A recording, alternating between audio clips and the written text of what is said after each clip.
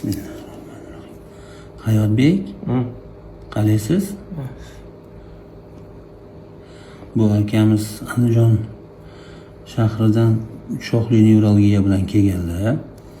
O'ng tomonlarida kuchli og'riq,